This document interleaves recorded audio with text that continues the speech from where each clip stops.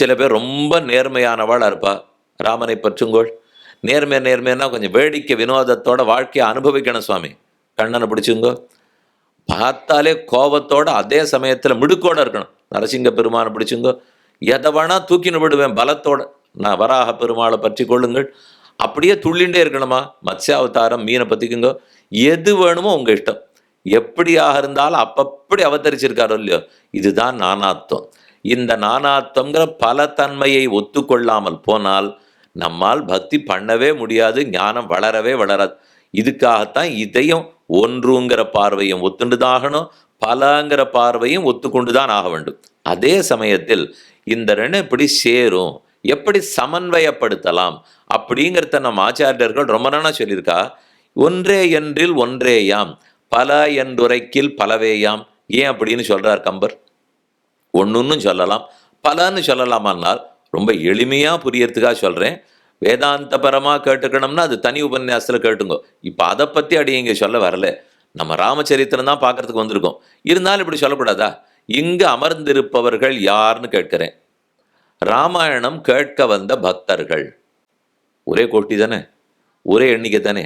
ராமாயணம் கேட்க வந்த பக்தர்கள், உபன்யாசம் கேட்க வந்த பக்தர்கள், ஒன்றுன்னு சொல்லலாம். அப்படின்னா அங்கே ஒருத்தர் தான் உட்காண்டிருக்காரானால், சாமி அதெல்லாம் இல்லை. இத்தனை நாற்காலி போட்டிருக்கு, பின்னாடி வரைக்கும் எல்லாரும் உட்காண்டிருக்கா. ஒருத்தர் கண்ணாடி போட்டிருக்கார், ஒருத்தர் போட்டுக்கல, ஒருத்தர் நிமிந்து பார்க்குறார், ஒருத்தர் குனிஞ்சு பார்க்குறார். இத்தனை பேர் இருந்துச்சு, ஒருத்தருங்கிறீரேனால் சுவாமி நீர் தானே சொன்னீர் ராமாயணம் கேட்க வந்த பக்தர்கள்னு ஒன்றா சொன்னீரேனால் அந்த கோணத்தில் பார்த்தா ஒன்றும், தனித்தனியாக யாருன்னு பார்த்தா தனியாக தான். இந்த கடிகாரம் வச்சுருக்கா, இதோ கடிகாரம்னு சொன்னால் ஒன்றும். அந்த கடிகாரத்தில் ஒன்றா இருக்குது. முதல்ல 12 எண்ணிக்கை அதில் போட்டிருக்கு, 1லேருந்து 12 வரைக்கும். ஒரு நிமிஷம் முள் இருக்குது, ஒரு மணி நேரத்துக்கு முள் இருக்குது, ஒரு வினாடி முள் இருக்குது. அதுக்கப்புறம் உள்ள ஒரு 100 பங்கானு இருக்கும். அதில் அதை பிரித்து ஒரு பழுது பார்க்கணும்னு ஆரம்பித்தா தனித்தனியாக அக்கா 100 வெளியில் வந்துடாதா? அது 100ஆ ஒரு கடிகாரமானு கேட்டீர்கள் என்றால் ஒரு கடிகாரம்னு பார்த்தா ஒன்று தான். ஒன்றா 7ன்னு மணி காட்டுறதுன்னு பார்த்தா ஒன்று தான். ஆனால் அதனுடைய பகுதிகள் பலன்னு பார்த்தா பல தான். என் உடம்பு எத்தனைன்னா ஒரே உடம்பு தான். அதுக்குன்னு ஒரே உடம்புக்குள்ள ஒரே அந்த உடம்புக்குள்ள விரல் இருக்கா இல்லையா, மூக்கு இருக்கா இல்லையா, நாக்கு இருக்கா இல்லையா, காது இருக்கா, எல்லாம் தான் இருக்கு. அப்ப எல்லாம்னு பிரித்தும் பார்க்க தெரிஞ்சுக்கணும், ஒன்றுன்னு பார்க்கறதுக்கும் தெரிஞ்சுக்கணும்.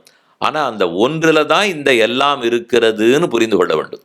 இந்த ஒன்று வேற, அந்த ஒன்று வேற இல்லை. எனக்குள்ளேயும் அவர் தான் இருக்கார், இவருக்குள்ளேயும் அவர் தான் இருக்கார், அவருக்குள்ளேயும் அவர் தான் இருக்கிறார்.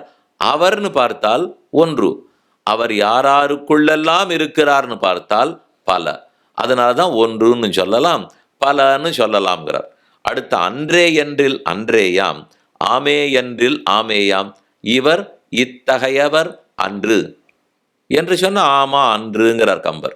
இவர் இத்தகையவர் என்று சொன்னா ஆமாம் இத்தகையவர் தான்ங்கிறார். ரெண்டுல ஒன்று தானே சொல்ல முடியும்னு தோணும். ஒன்றும் இத்தகையவர் இல்லைன்னு சொல்லுங்க, இல்லை இப்படிப்பட்டவர் தான் சொல்லுங்க. இப்படின்னு சொல்லலாம், அப்படியும் சொல்லலாமான்னால் சொல்லலாமே. ஏன் இத்தகையவர் இல்லைன்னு சொல்லணும்னால் அவர் ஞானத்தில் வசிஷ்டாச்சாரியரை போன்றவர் நான் சொன்னேன். பகவானை ஞானத்தில் வசிஷ்டாச்சாரியரை போன்றவர்னு சொல்றேன்.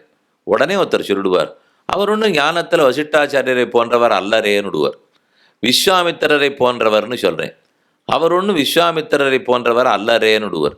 உங்களை போலேன்னு சொன்னேன், இவர் அளவுக்கு என்ன சுமாரான ஞானமுடையவரா பகவான்? நிச்சயமா இவரை போல அல்லரேன்னு சொல்லிடுவார். நான் யாரை பத்தி என்ன விஷயத்த சொன்னாலும் இவரை போல அவர் இல்லைன்னு சொல்லிடுவில்லை இல்லையோ. அதைத்தான் அன்றேங்கிறார் கம்பர். யார திருஷ்டாந்தமாக சொல்லி இவரை போல் அவர்னு சொல்ல வேணும் என்றாலும் இல்லை இல்லை இல்லைன்னு சொல்லிடுவோம். கடைசியில தோணிது, அப்ப அது நல்லா எனக்கு புரிஞ்சு போய் சுவாமி, ஆனால் இத்தகையவர்னு சொல்லணும்னு இருக்கே, அதையும் சொல்லணும்னு பார்த்தோமோ இல்லையோ. இத்தகையவர் இல்லேன்னு இத்தனாடி சொன்னேன், ஆனா இத்தகையவர்னு சொல்லணும்னா சொல்லிக்கொள்ளலாம். சொல்லணும்னா சொல்லிக்கொள்ளலாம்னால் வசிஷ்டாச்சாரியரும் அவருடைய உடமை தான், விஸ்வாமித்திரரும் அவருக்கு உடமை தான், நானும் அவருக்கு உடமை தான். அப்ப நான் அவருடைய உடமைன்னு சொல்லச்சே, உடமையினுடைய குணம் உடையவனிடத்தில் இருக்குமா இருக்காதா? உடைமை எதுவோ அந்த உடைமை உடையவனை சேர்ந்தது தானே. அப்ப அதெல்லாம் என்னிடத்துல அந்த பாதிப்பு இருக்குமா இல்லையா? அது எங்கிட்டையும் இருக்குமா? கண்டிப்பா இருக்கும் சுவாமினால். அதைத்தான் இத்தகையவர்னு சொன்னாலும் சொல்லலாம்னு சொன்னேன். தனித்தனியாக எடுத்து பார்த்தியானா இத்தகையவர்னு சொல்ல முடியாது. அது அத்தனை இவருடைய சொத்துன்னு பார்த்தியானால் ஆமாம் இத்தகையவர்னு கண்டிப்பாக சொல்லலாம். ஒரு குடம் பண்ணியிருக்கா, மண்ணால் ஆக்கப்பட்ட குடம். இது சுமாராக இருக்குது, இது ரொம்ப நன்னா இருக்குது. இது இப்போ விலையை கொடுத்து வாங்கினோன்னா 500 சொல்கிறா, இதை போய் வாங்கினோன்னா 200 சொல்கிறா. இந்த குடத்துக்கு ஒப்பிட்டு பார்த்து சொன்னேன், இந்த 200 குடத்தை போலத்தானே அது இருக்குன்னு. ஆமாம், 200 குடத்தை போல அது இருக்கு. எப்படி சொல்றீர்கள்? குடம் தானே, அதுவும் ஜலந்தூக்க பயன்பட போகிறது தானே, மண்ணால் பண்ணப்பட்டது தானே. ஆமாம்னு சொல்லிட்டேன். என்ன சுவாமி 500 கொடுத்து வாங்கினீர் என்னால்? அது வேற சமாச்சாரம். மண்ணால் பண்ணது மாறாது, குடம்ங்கிறது மாறாது, பயன்கிறது மாறாது. ஆனால் இந்த மண்ணு குருக்ஷேத்திரத்துலேருந்து எடுத்துன்னு வந்து பண்ணது 500 சொல்லலாமே, ஒரே நிமிஷத்தில் மாறி போயிடும் இல்லையோ. இந்த மண்ணுக்கு ஒரு சிறப்பு இருந்து அதனால் இந்த பானைக்கு வேறுபாடு வந்ததுனால் இல்லைன்னு தானே சொல்லுவேன்.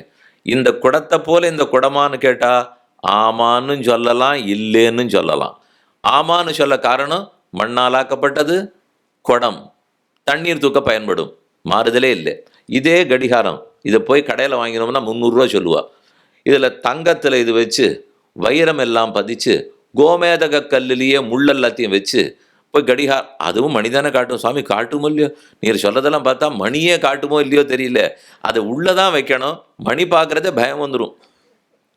காலில் செருப்பு போட்டுண்டு வெயிலுக்கு வீணா போகாத, காலில் பொத்து போயிடாத நடக்கணும் இல்லையோ. அந்த செருப்பை ஒரு சுவாமி போய் 15,000 கொடுத்து வாழ்ந்துட்டார். காலில் போட்டு போமா, தலையில் வச்சுன்னு போகுமா? ஒருவேளை இது பரதனுடைய பாதுகாப்பட்ட அபிஷேகமாக இருக்குமோ? இதை யாரும் காலிலேயே போட்டு போகக்கூடாது. ராமனுடைய பாதுகை எப்படி பரதன் தலையில் தூக்கின்னு போனாரோ அதை போல் நானே என் தலையில் தூக்கி வச்சுன்னு போக வேண்டிதான். இன்னும் சாமி செருப்பை கீழே அது 15,000 கொடுத்து வாங்கிவிட்டேன், அதனால் காலில் போட்டுக்கிறதுக்கே மனசு வரல, ஜாகிரதையாப்பா. இதுதான் ஆகும். இப்போ அது செருப்பா இல்லையா? செருப்பு தான், ஆனால் தலையில் வச்சுன்னு வருகிறது என்னால் 15,000 கொடுத்துட்டேனும் இல்லையோ. அதுக்கு வசத்தியாக வந்தால் அதுதான் ஆகும். அதை போல் கடிகாரத்தை 100 கொடுத்தும் வாங்கலாம். கடிகாரம் 10,000. கடிகாரம் தானே. அப்போ 100 கடிகாரமானு கேட்டால் இல்லைன்னு சொல்லுவேன். இல்லை அப்போ கடிகாரமா இல்லை, ஆமான்னு சொல்லுவேன். ஆமான்னு சொல்ல முடியும், இத்தகையதுன்னு சொல்ல முடியும், இத்தகையது இல்லைன்னு சொல்ல முடியும். மூணாவது சொன்னதான் கொஞ்சம் நெருடலாக இருக்கக்கூடிய அர்த்தம், இருந்தாலும் பார்ப்போம். இன்றே என்றில் இன்றேயாம், உளது என்று உரைக்கில் உளதேயாம். அவனை உண்டுன்னு சொன்னீர்னா உண்டு, இல்லேன்னு சொன்னால் இல்லை, இல்லேன்னு சொன்னால் இல்லையான்னு கேட்டுண்டோம், இல்லேன்னு சொன்னால் இல்லை. ஏன் இல்லை? இது ஆழ்வார், நம்மாழ்வார் ஒரு பாசுரத்தில் ரொம்ப அழகாக விளக்கியிருக்கார். உளனெனில் உளன் அவன் உருவமி உருவுகள், உளன் அலனெனில் அவன் அருவமி உருவுகள், உளனென இளனென இவகுணம் உடமையில் உளன் இரு தகமையினோடு ஒழிவிலன் பரந்தே. முதல் 10 முதல் திருவாய்மொழியில் ஆச்சரியமான பாசுரம். அந்த 10 பாட்டுகளுமே ரொம்ப வேதாந்தபரமான பாசுரம். கொஞ்சம் சிரமந்தான் அர்த்தம். உளனெனில் உளன், அந்த பகவானை பார்த்து உள்ளான்னு சொன்னியானால் அவர் உள்ளார். உளனெனில் உளன், உளன் அலனெனில் அவன் உளன் அலன், இல்லேன்னு அவர் சொல்லலே, உளன் அலன்கிறார். ரெண்டும் ஒன்று தானே சுவாமி. இருக்கார்னு சொன்னா என்ன, இல்லை என்பது இல்லைன்னா என்ன? இல்லை என்பது இல்லைன்னா என்ன ஆகும்? இருக்கிறார்னு தானே வரும். அதை போல உள்ளான்னு சொல்லுங்க, உளன் அலன்னு சொன்னால் இல்லைன்னு தான் ஆகணும். ஆனால் ஆழ்வார் அப்படி இல்லேன்னு சொல்லாமல் உளன் அலனெனில் பகவானை பார்த்து இவன் உள்ளான் என்பதில்லை என்று சொன்னாலும் உள்ளான்னு தான் அர்த்தங்கிறார்.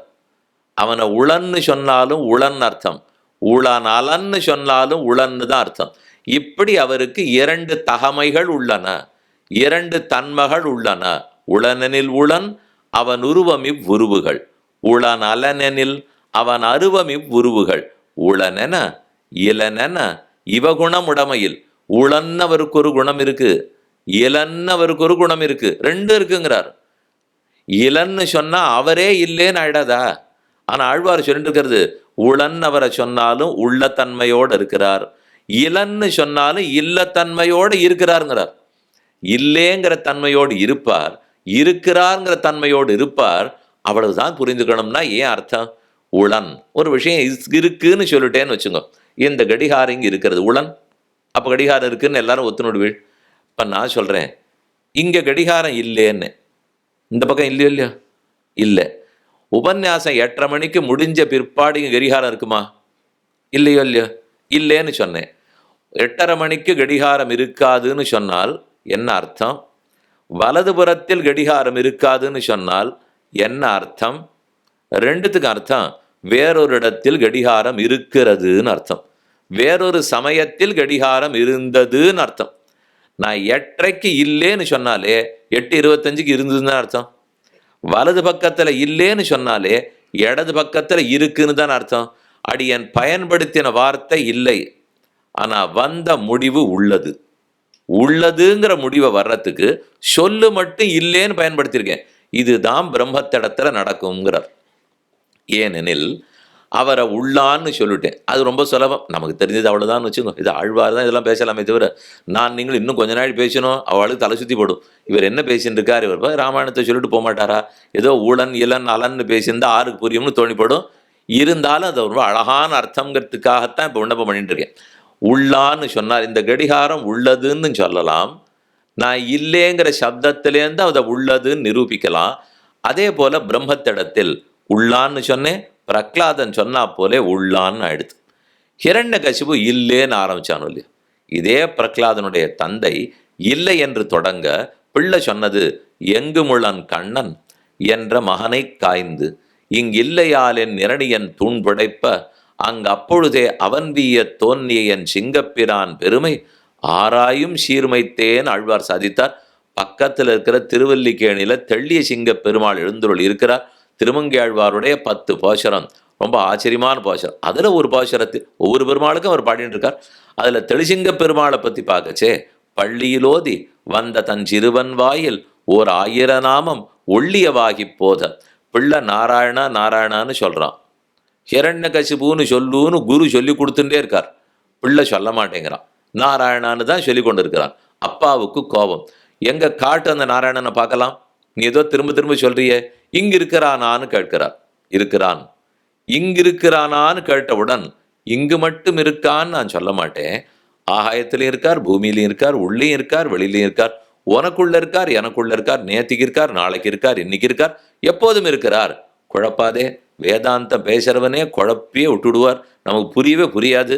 நான் இந்த இடத்த காட்டி இப்போது இந்த தூணில் நீ சொன்ன நாராயணன் இருக்கிறாரான்னு அவர் அவன் 3 விஷயத்தை வச்சிருக்கான்.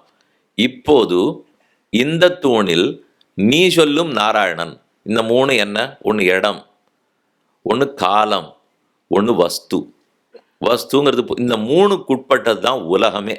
இடத்துக்கு உட்பட்டாகணும், காலத்துக்கு உட்பட்டாகணும், ஒரு உருவத்துக்கு உட்பட்டாக வேண்டும். இந்த இடத்த சொல்லணும்னா என்னன்னு நீங்கள் சொல்லுவீள், இந்த 3 புள்ளி கொடுத்துட்டீங்கன்னா போதும். இந்த இடம் எந்த இடத்துல இருக்கு, உபன்யாசம் எத்தனை மணிக்கு, யார் சொல்றார், முடிந்ததா? இந்த 4வது வரவே வராது. இதுக்கு மேலே உங்கள் கேட்க வந்திருக்கீங்களோ இல்லையோ, எங்கு வந்திருக்கிறீர்கள், யார் வந்திருக்கிறீர்கள், எதற்கு வந்திருக்கிறீர்கள், முடிஞ்சே போடும். இதனால தான் இந்த 3 பரிமாணம்னு தத்துவத்திரய சம்பிரதாயம்னு ராமானு சித்தாந்தத்துக்கு பேர். அந்த 3 கொண்டால் அப்போ இதுதான் இடம், இதுதான் காலம், இதுதான் வஸ்து. இந்த 3 வச்சுன்னு உண்டுன்னு சொல்லுன்னு கேட்குறான் ஹிரண்யகசிபு. இங்கு இருக்கிறாரா சொல்லு, இப்போது இருக்கிறாரா சொல்லு, நீ சொன்ன நாராயணன் இருக்கிறாரா சொல்லு. அந்த 3த்துக்கும் பிள்ளை ஆமான்னு பதில் சொல்ல மாட்டேங்கிறான். நம்ம அவன் சொன்னான்னு தான் நினச்சிட்டு இருப்போம், அவன் சொல்லவே இல்லை.